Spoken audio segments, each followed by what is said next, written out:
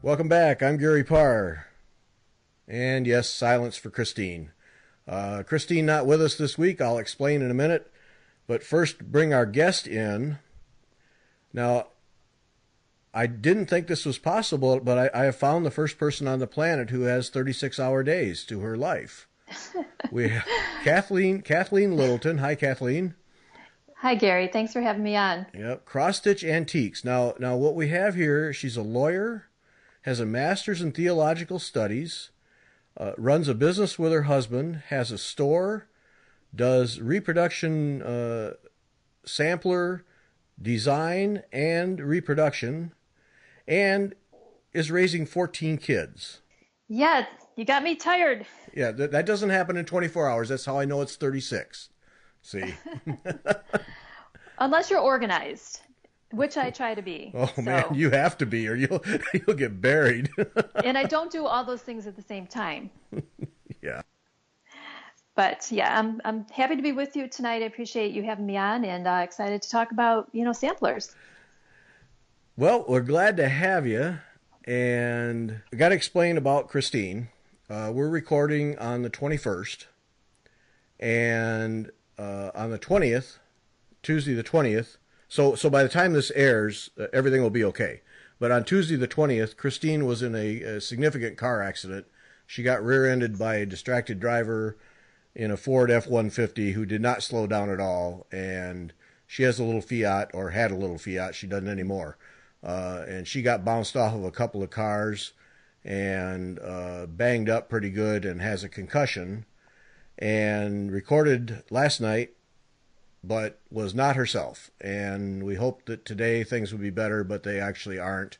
So she's getting care. She's okay, no broken bones, no damaged organs or anything, just has to deal with this concussion thing. So it was better for her to just rest rather than try and do a show. And she's okay. As she said, the amazing thing through all of it, as much as she got bounced and banged around, the car did its job. Everyone, she was by herself, but anyone who was a passenger, she said, would have been just fine. The airbags, the frame of the car, everything held together.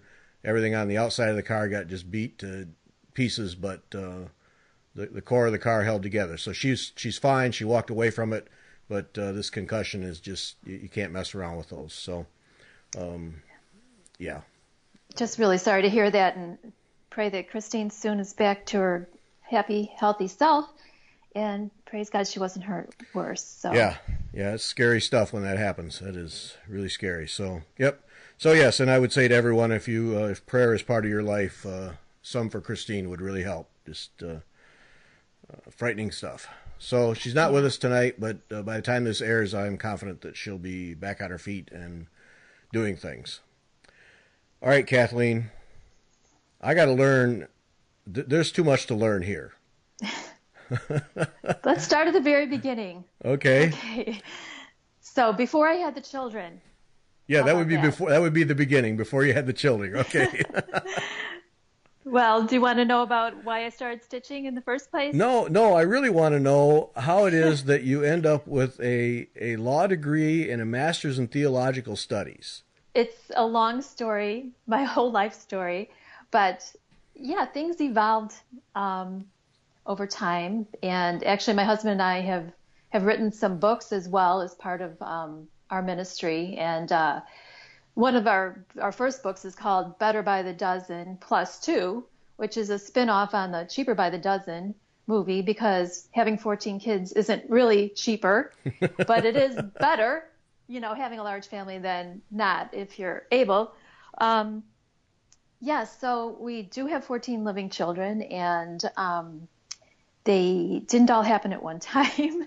So this was over a period of 20 years. Our oldest now is 32, and our youngest is 12. And of those 14 children, 12 of them are daughters, believe it or not, which is even more shocking than having 14 kids is having 12 daughters, which is absolutely remarkable, the way that turned out. Okay, all right, wait, pause there. Sure. A moment of sympathy for your husband. Just a moment here. Okay, we just can move on. Just a short moment, because he's totally pampered. He has all these women who take good care of him. Okay. But you can feel sorry for the two sons, the brothers. Yes. Those are they're very much henpecked for the most part. Yeah, that's a tough life there. Yeah. Yeah. No, it all works. They're all great kids. They're all doing wonderful things with their lives, and we're just very, very blessed to have them and see what God wants them to become as they're growing up. Oh, that's fantastic. Getting married, and I even have almost 5 grandchildren already. Oh, really? Yes. Yes. Wow. I had 1 3 years ago, and all of a sudden now I have almost 5. Guess that's the way it works. Yep. Oh man, 12 girls, 12 weddings. Oh. Yeah, just three weddings behind us, and I don't know how many more to go. We'll see. Yeah, as it all pans out for the future. So then, Thanksgiving is a banquet hall? No, actually, it's at our house all the time. We try to gather everyone home, and mostly they still live, nearby in the same city. Oh, that's great. Yeah, that's a blessing. So they all come home for the holidays. Thanks be to God. Oh, that's fantastic. That's that's terrific.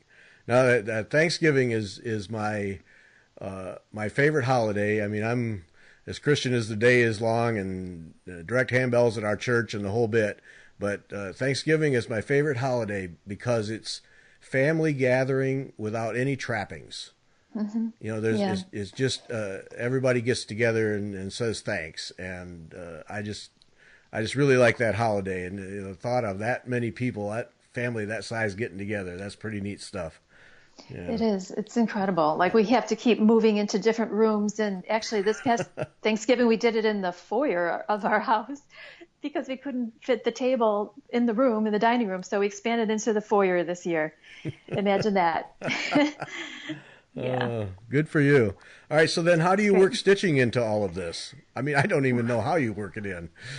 Well, stitching's been a part of my life from the very beginning. That's why I said let's start from the beginning, because really I've been stitching since I was a very young child, thanks to my mother, who was a wonderful embroiderer and seamstress, and but she was a teacher also, and she had 6 children, and raised us all and worked full time, but she always liked to relax with her handicrafts.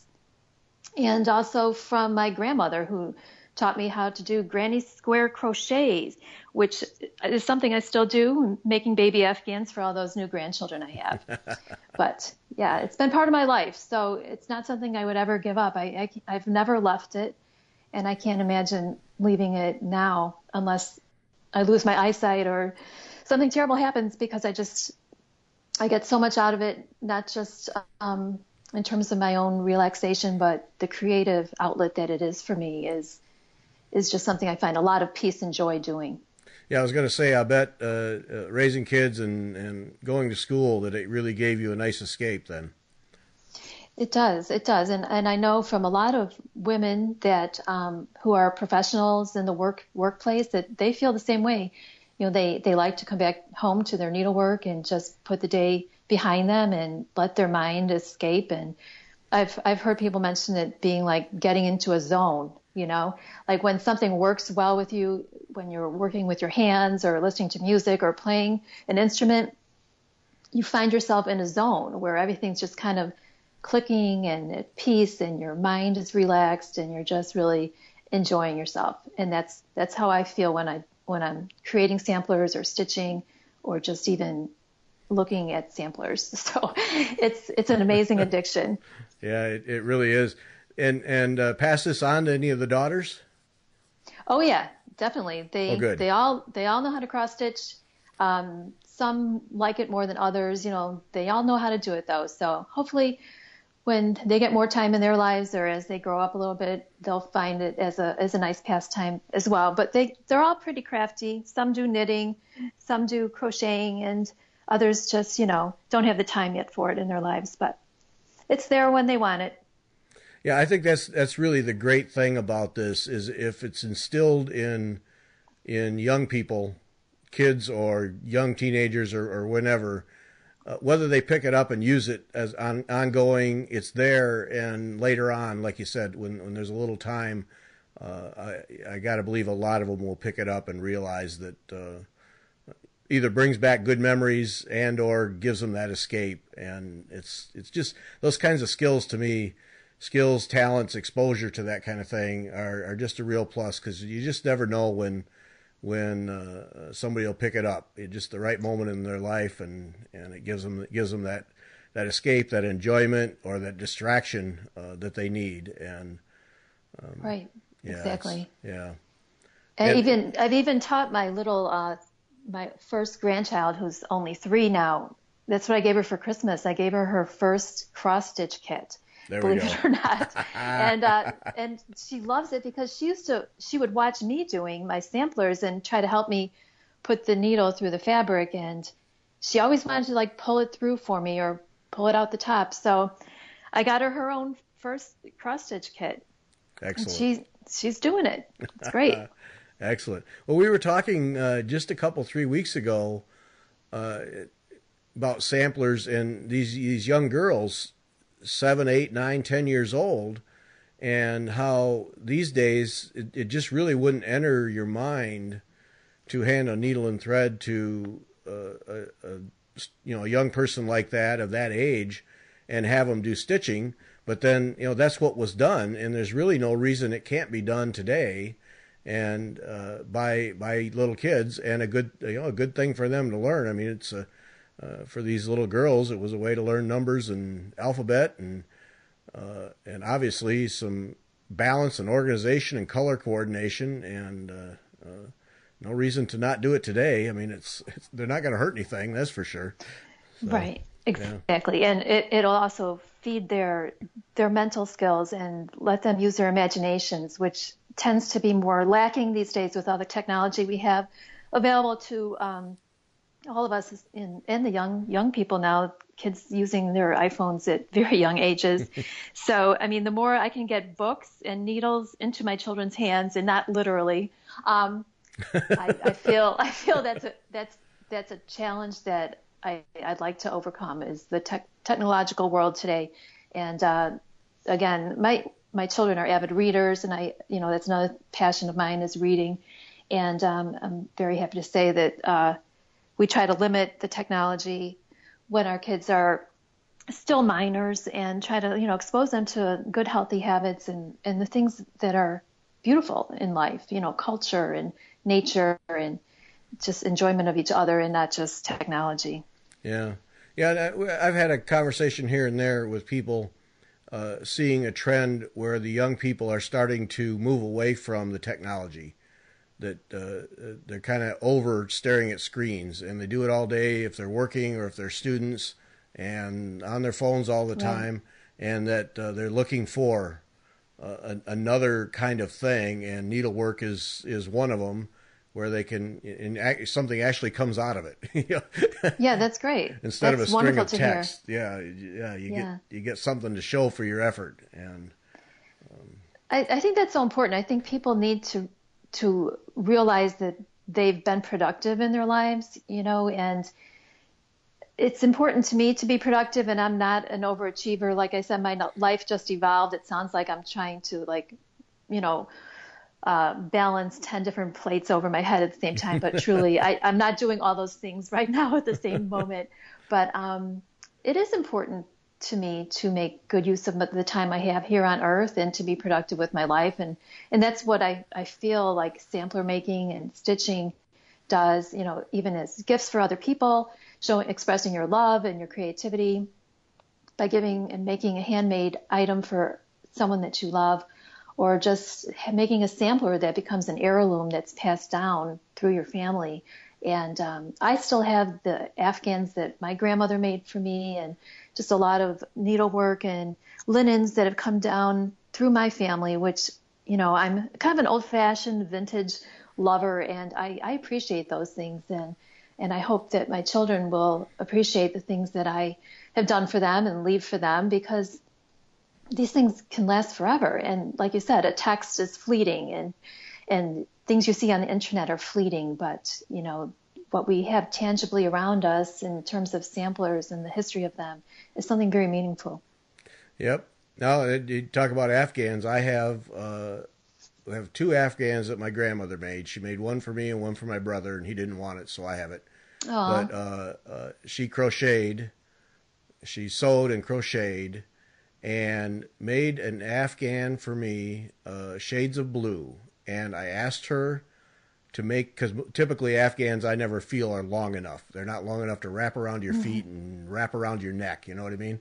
Right. And so I said, Grandma, make this longer. And she did. And I'm 62 now, so I had that when I was in college. So that's how many years I've had it. And our daughter was visiting here 3 weeks ago, and sat down in a chair and covered herself with that Afghan, and looked over. She said, "Can I have this when you die?" Oh my gosh! Well, that's kind of nice. That's yeah, nice. It is. That's oh wonderful. yeah, it was very nice. I said, "You bet, Sarah. It's yours." That's great. That's so great. Yeah. See, it's a treasure. It's a treasure she wants already. Right. It's wonderful. Yeah. Yeah. No, that's my grandmother also made Afghans for every one of her grandchildren as they left for college, and that's the one I'm referring to that I have still. But even she had some made up in advance for the ones that she might not be around. Oh. To give, and so she had them stockpiled.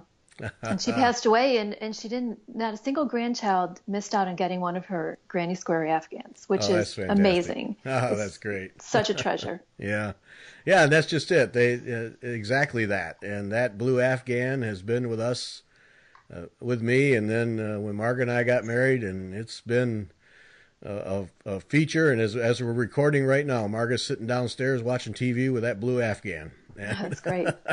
It's very popular, yeah.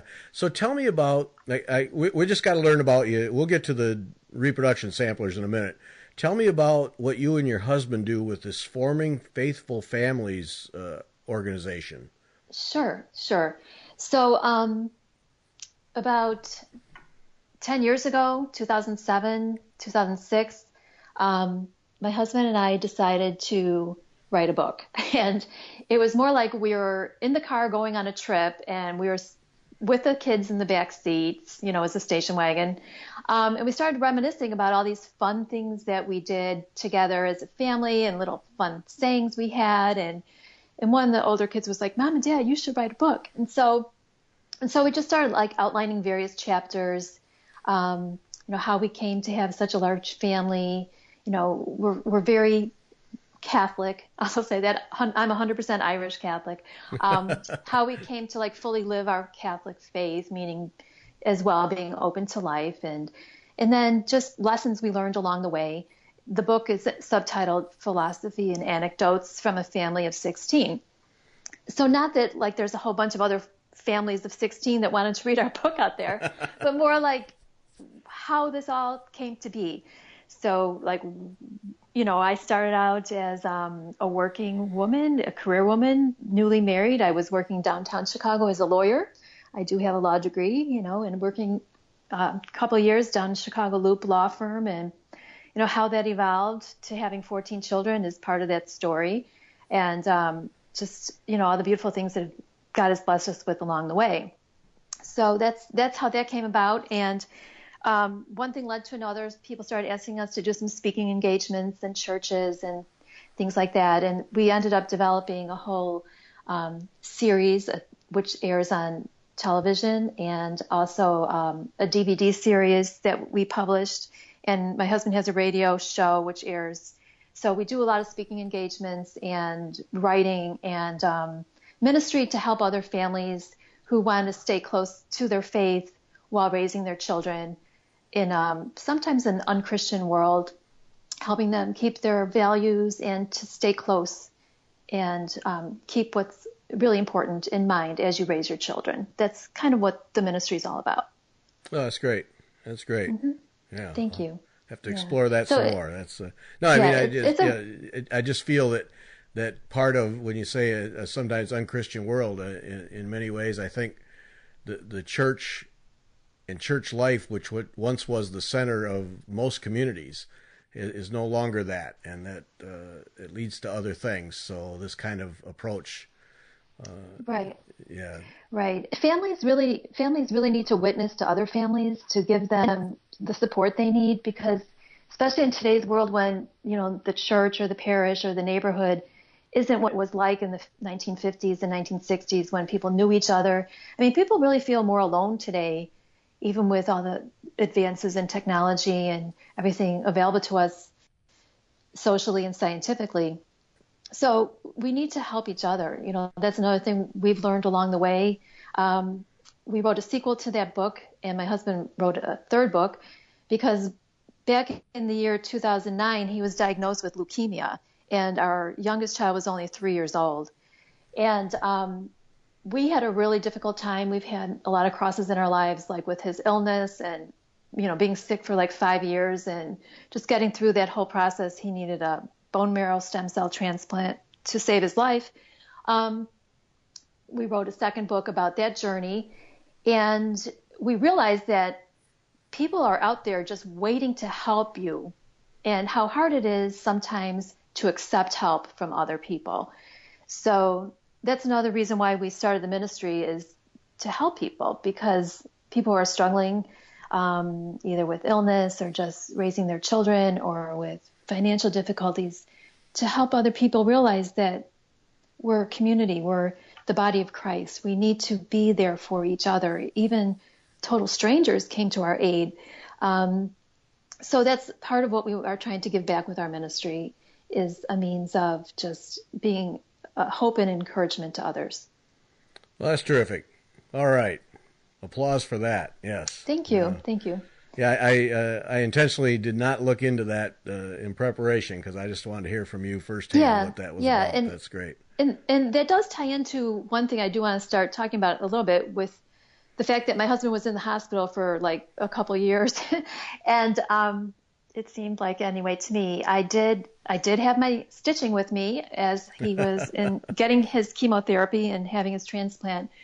So that's when I designed the sampler that has toured with the Embroiderers Guild of America's national exhibit, Through the Needle's Eye, which, if you don't mind me bringing that up now, just because it kind of connects to Jim's cancer. Kathleen, we have all the time in the world. Okay.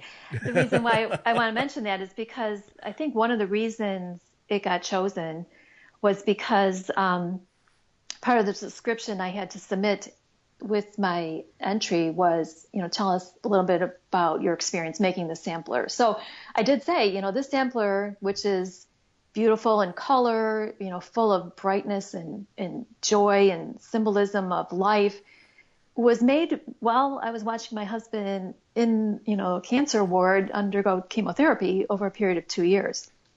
So the sampler kind of was an outlet for me in terms of a release of all that stress and that tension of not knowing if he was going to live or die, or, you know, the darkness of like what the future might hold for us and our children. And so I think it's reflective of, to the saying that's on there. It says, you know, how blessed the maid as the encircling years pursue, you'll find her with her needle and her book at hand. So, you know, the book being the Bible and the needle also as a consolation.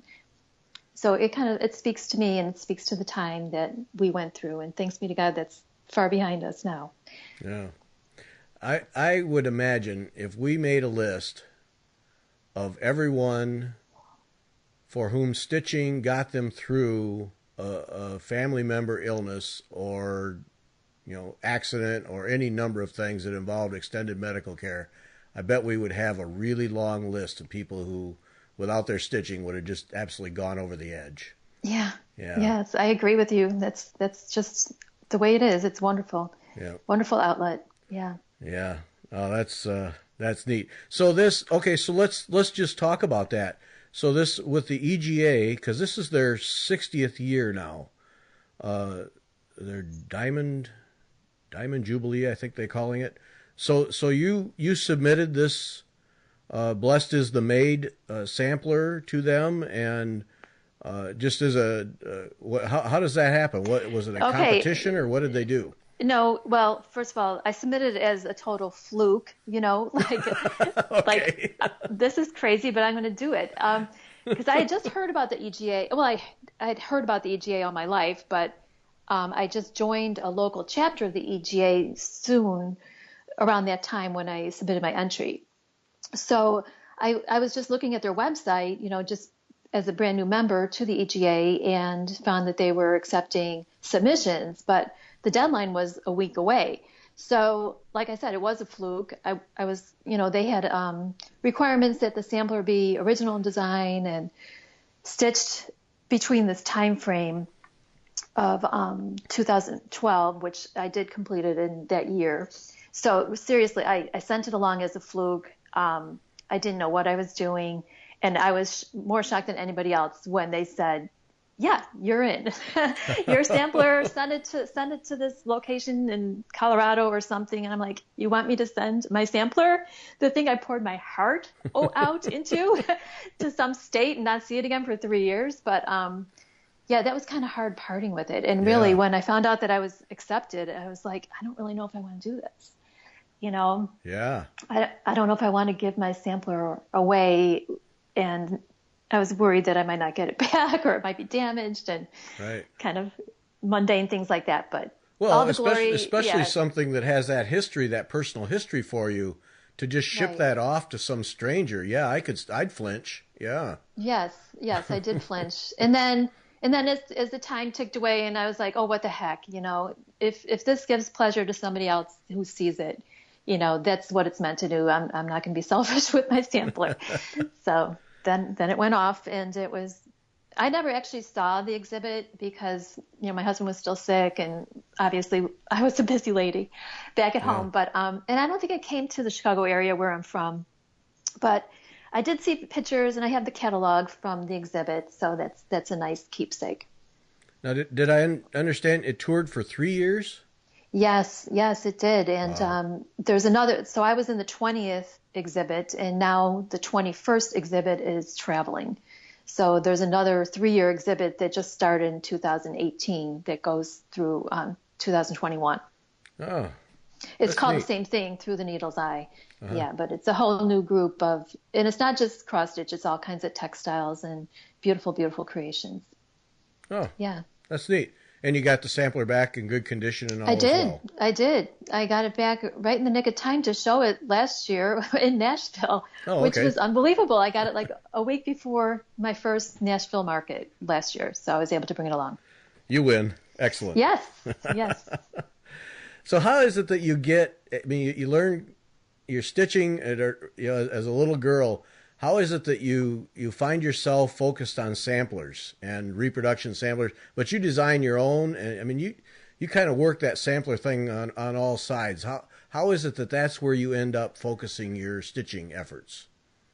Well, I think over time, I mastered, the art of embroidery and French knots, which came very easily to me. I did a lot of You just made stitching. a lot of people really jealous. Did. Really jealous. No, well, because my mother was there for me, and she was an expert, so she helped me do French knots, which I know some people really hate them, but I really loved French knots. And I'm happy to say that I do have a lot of my needlework that I did when I was growing up, because my mother, has passed away, but I was able to get those back. And looking back, I do look at them now, and I'm like, I can't believe I made that when I was like 11 years old. And some of them are large, and the technique, is something that I don't think I could do now. But back then, it came more easily to me. So after that, I just felt more drawn to cross stitch and samplers because of the history. The history of samplers just really intrigues me. So I actually was very involved in our local cross stitch shop, which unfortunately closed recently after 30 years in business, the Country Cupboard in Orland Park. And it was, a sad thing, but over 30 years since, I started going there in 1989 when I was probably newly married in my mid-20s. And I fell in love with, Barb, the owner, and everything she had there. And so that is when I started leaving the Ada world and starting on linen. It was around that time in 1989. And my problem is I tend to jump in with 2 feet. And my first project on linen was this enormous antique sampler reproduction called Sarah Farrow. And if anybody wants to look that up, it's probably like 40 inches by 40 inches over 32 count fabric. Way to start small. I'm not kidding. Yeah. Way to start small. Okay. I stitched that in 1994. It took me only 5 months. I was pregnant with my 7th child, and that sampler is going to him someday. And that was our first son. So I must have been either really bored or just going stir crazy being in the house with 6 little kids under the age of 6 and expecting my 7th. But I was just totally dedicated to it. And so once I completed that, there was no turning back. Samplers were my way of life. And I stuck with them. 40 by 40 inches. Holy smokes. Yes, that's it's almost crazy. Wallpaper. Yes, it's very large. And then I started doing some designing. At that point, I did make a sampler, designed my own sampler with all my children's names, the first 6 daughters, and some old-fashioned motifs and the year that they were born. So I completed that in 1992-ish. That was actually on Ada. So I was already doing some designing even before I tackled that big sampler in 94. So it's just something that I kept progressing in and playing around with and just doing things that I enjoyed a little bit in terms of the designing. Over time, I just started creating my own designs, but still always making other people's designs too, because I would go to this cross-stitch store and be part of their stitching groups and see things I loved. And believe me, I have quite the stash. It'll take me a lifetime to finish everything I have at home already, let alone what I still see and desire that's out there in the needlework world. So you're normal. I'm very normal, thank you. Yes, yeah. That's what we call All that, of us normal. have the stash, yes. Yep. So do you also buy antique samplers? Is that part of what you do? Is purchase them? Only in the last year I've started doing that because honestly we didn't have financial means, and I would never, indulge my hobby to the extent of sacrificing food on the table for my children or anything of that sort. But no, I gave up my job as a lawyer when our first child was born. So I was a stay-at-home mom for 25 years and really did a lot of my stitching at home, raising the kids, and just being very much a homebody. And more recently, with our finances being better, my husband doing much better and having a little bit more spending money, I did buy my first sampler about a year ago. And that came as a fluke too, because one of my older daughters was like, "Mom, your samplers and your charts are so nice. Why don't you try, selling them on, the internet?" So I was just kind of browsing the internet and realized, oh my gosh, there's actual antique samplers available for sale on the internet. So I guess I didn't realize that because I never really looked before. So as I was just browsing, this one sampler caught my eye, and I call it the Band of Roses 1845 sampler. And this is a remarkable story. I bought it for just about $130 on the internet. And it was from an estate sale. And so when the woman contacted me, she said, "Would you like to ship it? I see you're right here in the Chicago suburbs, or would you want to pick it up? I'm having an estate sale tomorrow." And oh my gosh, she lives like 30 minutes from me here in the Chicagoland area. So I was able to actually drive there and pick up this gorgeous sampler, which those of you who are listening, it's called the Band of Roses 1845 sampler. So to think that it was right here in the Chicago area and probably was stitched by someone that lived in Chicago. There was no history to it when I obtained it. But that was my first jump, again, with 2 feet into reproducing samplers. And that one is very, very detailed, extremely detailed. There's a beautiful alphabet on the top, but underneath the very intricate band of roses is a pastoral scene with a church in the lower left corner that is so intricate that it even features a man and a woman in like 18th century garb, like on the lawn of the church, which is amazing, to see that. And you can see it clearly, and it's all done with just a stitch or two, which just amazes me. So after that, Well, after that did you first one, was there any history? I mean, you pretty much no, there's nothing to find just out, huh? I did ask. I was able to actually talk to the daughter of the woman who had passed away, and they were selling her home. And she said that her mother and her girlfriends used to love going antiquing once a year, and this was something that she had brought home, Oh, and it hung on her bedroom wall next to her bed since the 1990s. And that's all I was able to learn about it.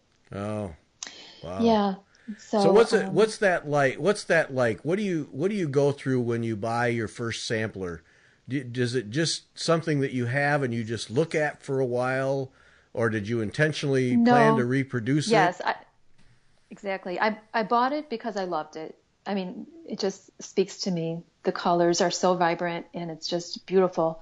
Um, but I knew I bought it because I wanted to give it a try again, jumping with 2 feet in terms of reproducing it as a chart, so that other people could enjoy it. And it took me a couple months to sit down and actually get to work doing that charting, which I found was a joy, but also kind of tedious. Matching the colors was the fun part because I love working with colors, but more, charting it on the computer with every little symbol on the chart. So imagine stitching it, but if you're reproducing a chart or even designing your own, every stitch is a click of your mouse on a computer grid, and that can be kind of tedious when you're working with a very large sampler like that one. But I'm not a quitter. I think you have a sense of that now. So I don't. once I Yeah, start a project, I don't think anyone would draw that yeah, conclusion. No. yeah. So So I this, did. so you take this. I'm just intrigued, and we've talked to a lot of sampler people, and it still fascinates me this whole process. So the you have the cloth, and it's old, and then figuring out what the colors were back then. Were you using the back side to determine that, or was it clean enough that you could figure them out from the front side? This one in particular was absolutely beautiful and vibrant, and it was under glass since the 1990s, perhaps even before then, but I did hear that the woman had it reframed in the 1990s. So it was very well preserved. There is some decay of the fabric, but not so much where the stitching lies. So it being under glass, I actually just took a bright light and a palette of DMC colors and just matched them, by touching them to the glass and trying to get as close as possible to the actual color. Mm-hmm. So I was very, very lucky in that the colors were still very bright, vibrant to do so. Yeah, that's just and you do everything. It looks like all of your samplers are done with DMC floss. Yes, because I think back in the 1800s when a lot of these samplers were being created, they had silks, they probably had DMC floss, cotton threads, but again, my pocketbook isn't deep enough to to buy the silk threads, which is something I eventually would love to do. So I kind of stick with DMC, and I love their colors. I love the quality of the sheen, and for now, DMC is kind of my go-to in terms of reproducing samplers. But in all my other designs, I use a lot of Gentle Art sampler threads, mostly as my go-to for my original designs. Okay. I mean, Yeah. nothing wrong with DMC. You talk about a color range. Yeah. If you can't Beautiful. match it, there's a Yeah, problem. Yes, exactly. Yeah. But I keep hearing how wonderful it is to stitch with silk, and it just sounds so wonderfully indulgent that I want to do that someday, and maybe one of my next projects on a smaller scale. Yeah, it is nice. Silk is very Yeah. nice. Yep. I was really interested.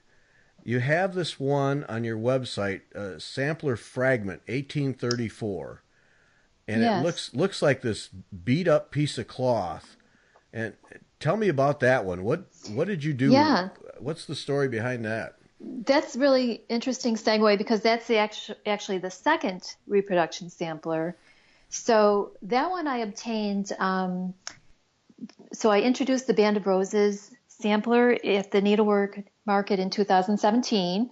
And when I came back from that, right away I started looking again for another antique sampler to reproduce. And I found that one just again by searching the internet. And you won't believe it, but this one also is from the Chicago suburbs. It's from Riverside, No, Illinois. really? I cannot believe it. I'm not kidding. Is that bizarre? It's such a wonderful gift of Providence, truly. So here, this one was from Riverside, Illinois, and I just found it on the internet, and it was mailed to me, and it was not under glass. It came taped, like with Scotch tape, to a piece of cardboard, like a white cardboard, and fallen apart, at the edges. On the back side of that piece of cardboard was handwritten the words of the woman who stitched it, and from Riverside, Illinois, and the year. Oh. And it's a really intriguing sampler because it's just a fragment. It's just the upper, what I could take to be the upper left-hand portion of a sampler that I have no idea how big it was. And it was also folded, so there's a deep crease in the piece that I have folded down the middle, but perhaps it was folded in thirds or fourths from the rest of the sampler, which doesn't exist anymore. But there's such a deep crease there that people who have recently bought the chart and seen the photo ask me if that's like a line of thread, because which tells me that it sat somewhere folded over for decades or who knows how long. Yeah. That it left it such a dark crease in the fabric. And the other interesting thing about that sampler too is that one of the alphabets was stitched upside down up at the top, which is really cool. And the flowers are just magnificent.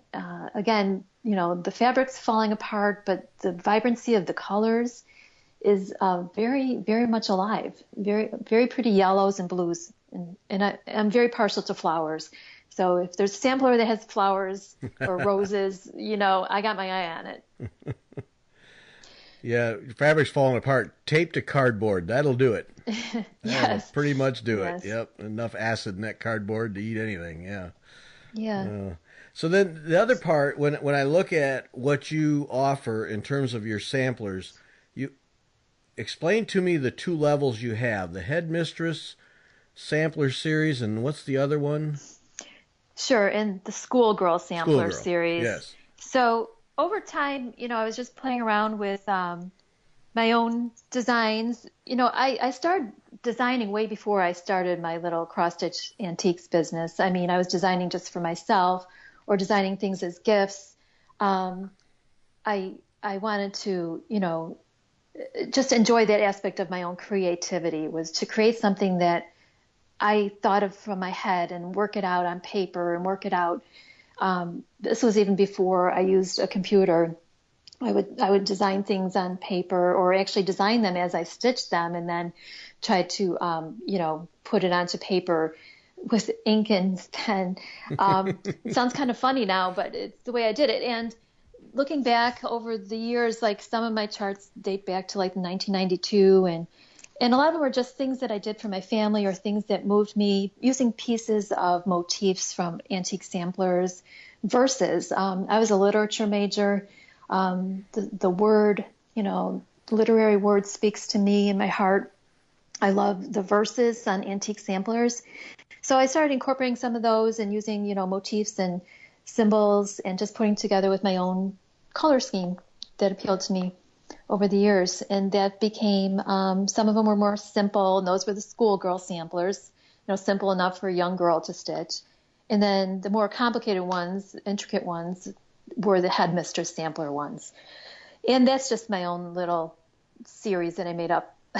But it does exemplify the fact that there were Headmistress sampler women who would open needlework schools and teach younger children, often using their own original sampler designs to teach motifs to the younger children until they became more adept at mastering the art. And my understanding of sampler making was really something that the girls would do as an ultimate achievement for when they got married. They could hang it in their new home or hang it in their family home as not just a means of learning the alphabet, more so, centuries ago, but as the 18th and 19th century drew on, was more of a reflection of their skill, of their needlework skill in terms of becoming a proper bride, something that they had mastered to bring to the new home.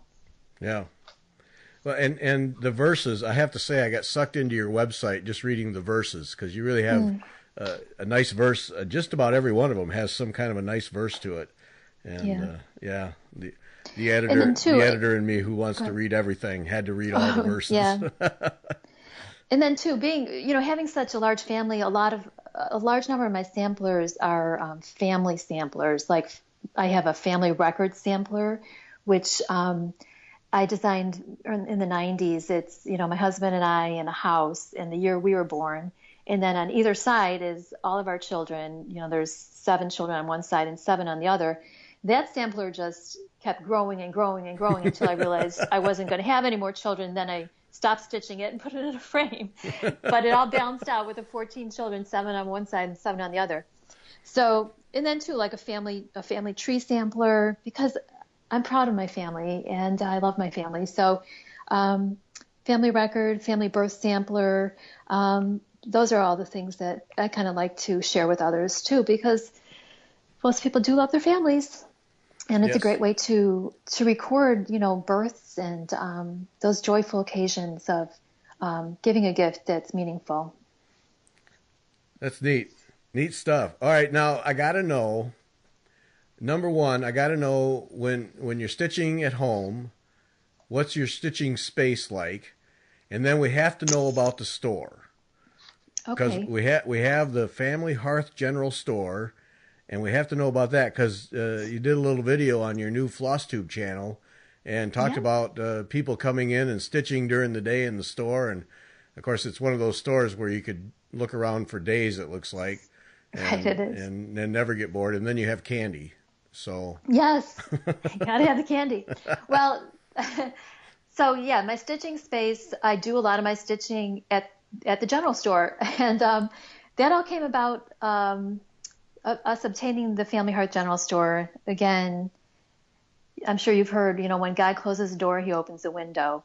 Well, I was working at our church, and that's when I was working to get my master's in pastoral theology. I was a director of religious education. During the time my husband was sick, that's how I got our health insurance. So that was a blessing. But after I received my master's in pastoral theology, and again, it helps us with our ministry.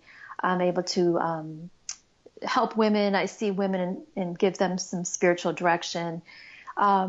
Well, I was working at the parish, and once I got my degree, I hate to say this, but my pastor fired me because I think he was afraid that I was going to ask for an increase in pay or something. But anyway, so unbelievable. So I worked 5 years there. I worked 3 years getting my master's in pastoral theology, and all of a sudden I no longer had a job at the parish. So okay, thanks. This all happened the same month. There was a for rent sign on this charming general store in my hometown, 2 blocks away from where we live in historic downtown Frankfort, Illinois. And it was for rent, the storefront. And I was like, oh my gosh, this is a dream come true. I want this so bad. Jim, let me have the store. And he was like, Kathleen, you're crazy. You're not going to sit in a store all day. I mean, here you are. You've been a lawyer. You're such a busy woman. How can you stand sitting in the same place day in, day out, 6 days a week, 10 to 5? I was like, it's my dream. I want to do it. And he made me write a plan. And my husband's a businessman. He's an entrepreneur. And so he was like putting me through the ringer. You have to be serious about this, Kathleen. It's not just a whim. I was like, I'm serious. So I had to write this most detailed business plan to prove to my husband that I was serious about this undertaking. And it brought together all my passions in life. So it brought together my desire to decorate, which I love doing, my love for antiques, my love for my spiritual life and sharing that with others, and of course my love for samplers. It's not a cross-stitch store. It's a vintage inspirational gift shop, but it also doubles as a gathering place where I do Bible studies and meet with women and also have stitching gatherings. So it works. And I've been there for 4 years, and it's actually part of our nonprofit 501c3 charity. Everything goes to help our ministry for families. So I don't take a paycheck or anything. It all goes back into our nonprofit.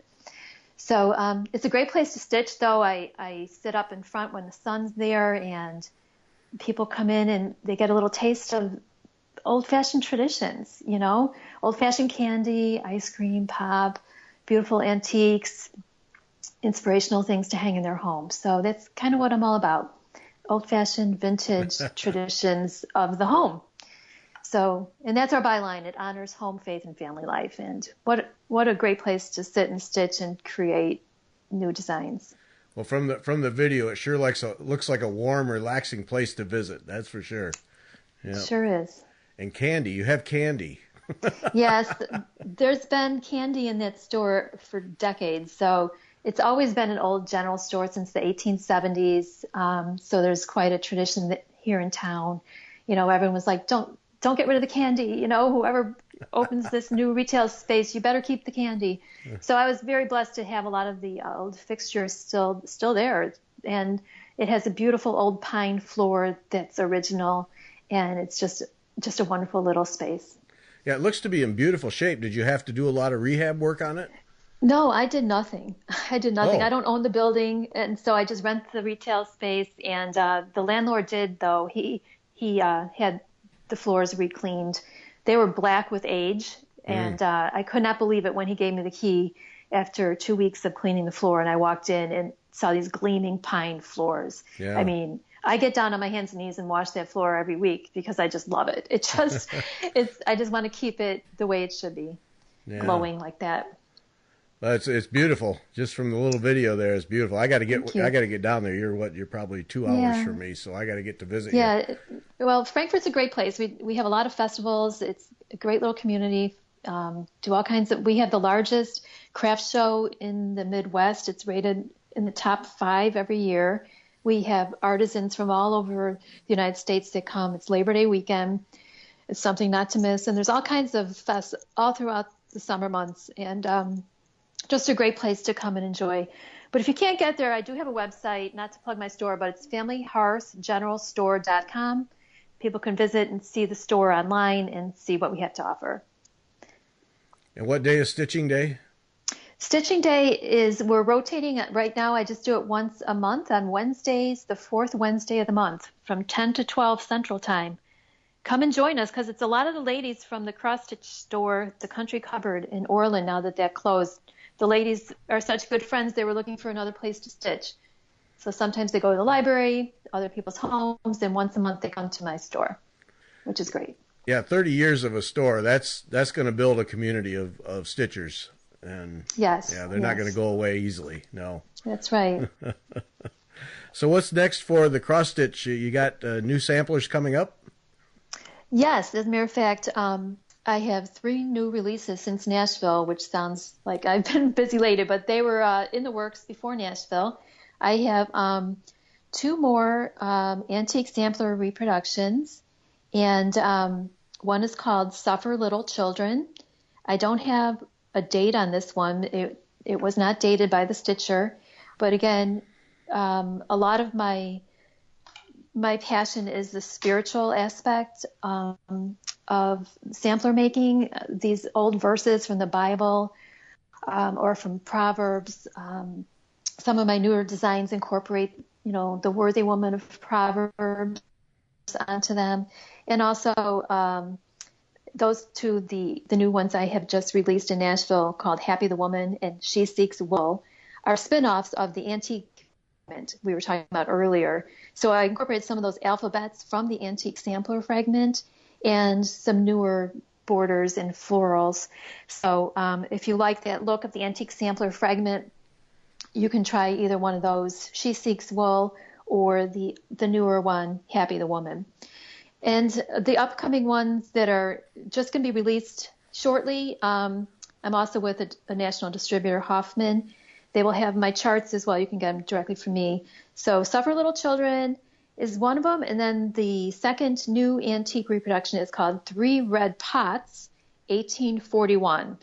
It does have a woman's name on it, Sylvia Triggs, but the word Trigg, the T, looks a little faded, so I couldn't really see if it was a B or a T.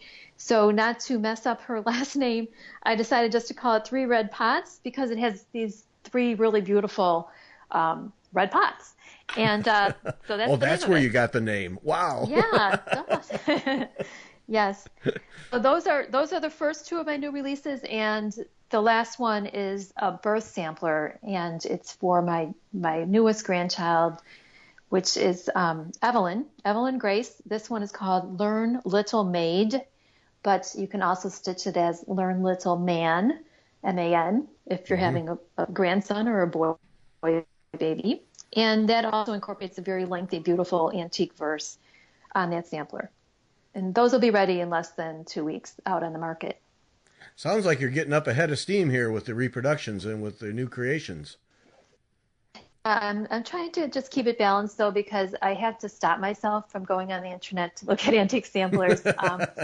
Number one, because, my eyes are bigger than my wallet. And number two, just I have to curtail my time. I just have to keep myself a little bit balanced. There's a whole bunch of projects I have that I'd like to get finished, and I'd like to finish those before I start on some new things. So can the kids always pick out their mom because she's sitting at school events stitching? Yeah, I pretty much take good. my needlework everywhere. I do. And you asked about my stitching space. I like to be a mobile stitcher, okay? I don't use a stand or, an ornate frame because, with my lifestyle, with my kids and their activities and being, to and from work at the general store, I have to have it to carry, to go. Stitching to go. Yep. So you stitch in hand, no hoop? For a long time, I stitched in hand, especially because my projects are on the large size. In terms of the fabric, I hate to think of crunching my stitches with a frame. So for quite some time, I've been stitching, in hand. I also use the Q-snap hoops, and more recently, just down in Nashville, I purchased for the first time one of those doodling around wooden frames, which whoa, back are up remarkable. the truck. Whoa, yeah, I missed that. Talk about that. What's that? Okay, it's called doodling around. Okay. Doodling around. He's a woodworker. His booth was just a couple doors down from mine at Nashville this past year, and he creates these beautiful wooden needlework frames that you can. There aren't a lot of screws or like bolts or anything. It's just like a round knob and a dowel rod, and you can use them in your lap or on a table. And I'm giving him a plug, so you should give him an interview. But he has a really nice variety. You can get longer dowel rods or shorter ones to fit your project, and they're easy to assemble. And somebody who's not techie or mechanical like me can put it together. And it's very portable, which I like too. So doodling around is the name of it. I'm gonna have to check that out. I missed that. I thought I got all the woodworkers at the show, but apparently not. He was there, 4th floor. Nice guy. Okay, doodling around. All right, got to check that out. I'm just fascinated with the infrastructure. There was the one guy that was there who made the Ort bowls and scissor holders and all those pieces. I forget his name. I did a video with him, and the woodwork. I just love good woodwork. And, I know, it's amazing. I was also next to a framer. Remarkable. I mean, everybody has their talent, in life, and that's why we need each other. Again, going back to the beginning of our conversation, I mean, the needlework world needs each other. People that are good with woodworking, people that are good at creating needlework, stands and frames for us who are more involved with the fabric and the needle. We all need each other, and that's why I love what you're trying to do, Gary, by these podcasts and supporting the industry in the way you are, because no one lives on an island, and we all need each other to help achieve what we're trying to achieve by spreading the joy of this passion we have, and making sure that it lasts and it's passed down to generation. Yeah, that got to keep this hobby alive. It's way too much fun. It's got to stay alive. Yeah, it really is. Kathleen, this has been a real treat. Really appreciate the time, and it was a lot of fun to talk with you. Thank you. No, thank you, Gary, and have a great time enjoying your stitching hours as well as I will. Yep. And thanks again for having me. I'll be finding my way to Frankfort, 4th Wednesday at 10 o'clock. All right. I got to get that on the schedule. All right. Okay. All right. Thanks, Gary. Thanks for listening, everybody. And Christine and I will be back on Wednesday.